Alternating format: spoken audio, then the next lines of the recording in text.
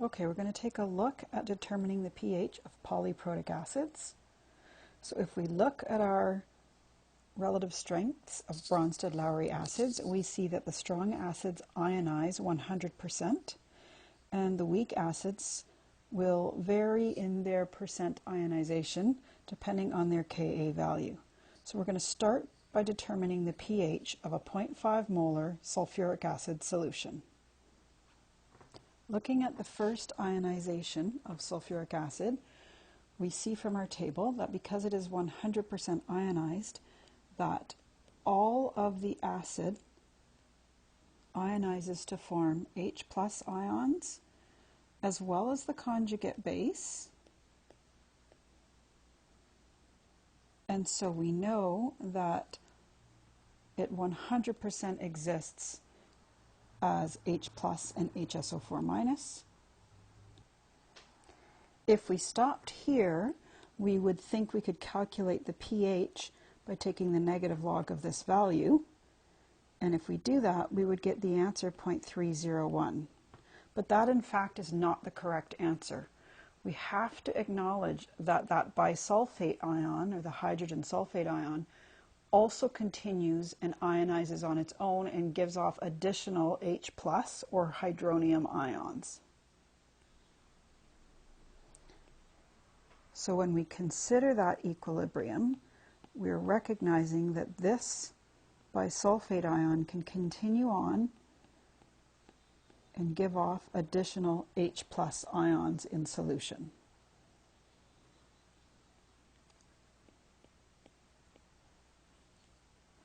The difference here is that we are beginning with 0.5 molar of that conjugate, which can act as an acid, and we already have 0.5 moles per liter of H+ initially.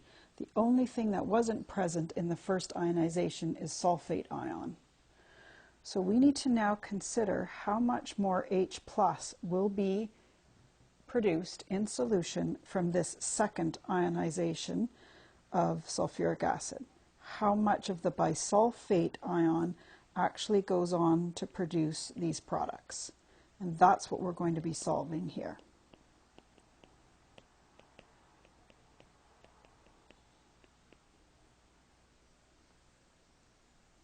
Taking a look at my K expression, I've looked up the K value on the relative strengths of acids chart. It is a pretty decent Ka value for HSO4-, which suggests that the conjugate of sulfuric acid is also a very relatively competent acid. It will ionize sufficiently that when I go to solve this equation, I have a big question here as to whether or not I should ignore this value right here. And my first inclination is to say that since the H+ concentration of 0.5, the bisulfite concentration of 0.5, so that's the original acid, and the K value of 0.012 aren't differing in magnitude that much, my suggestion is that the X will produce a measurable difference in answers. So I'm going to go ahead and solve that equation fully. Sometimes we approximate it and suggest that perhaps the X will be small enough that the 0.5 will barely increase and the 0.5 down here will barely decrease because the X is negligible. I'm going to forego that assumption and go for accuracy and solve fully for X. I expanded my equation and rearranged it to put it in quadratic form and found the answer X equals 0.01139, which we could then go back and argue that essentially if I had allowed my assumption that X was small enough, X does approximate 0.012, but if we're looking for complete accuracy, we'd say that in fact it doesn't equal 0.012, and therefore these crossouts that I made are probably not valid, and I should have solved for X the way I did. So now I need to find the final pH of the solution.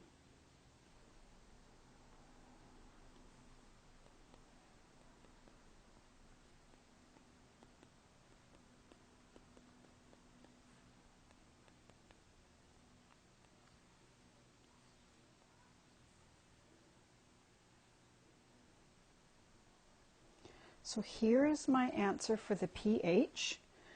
The final pH of this solution will be 0.291, recognizing that the first ionization of sulfuric acid made 0.5 molar of H+, but when I consider that HSO4- continues to ionize and create additional H+, it does decrease the pH with a measurable difference and brings it down to an even more acidic 0.291.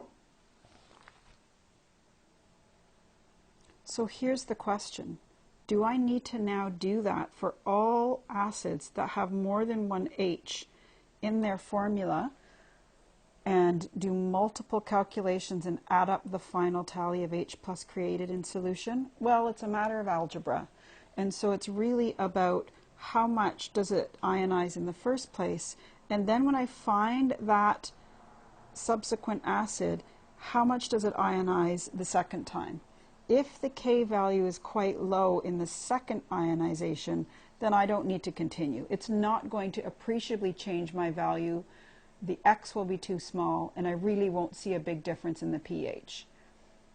The short answer is you don't need to worry about this for anything except H2SO4.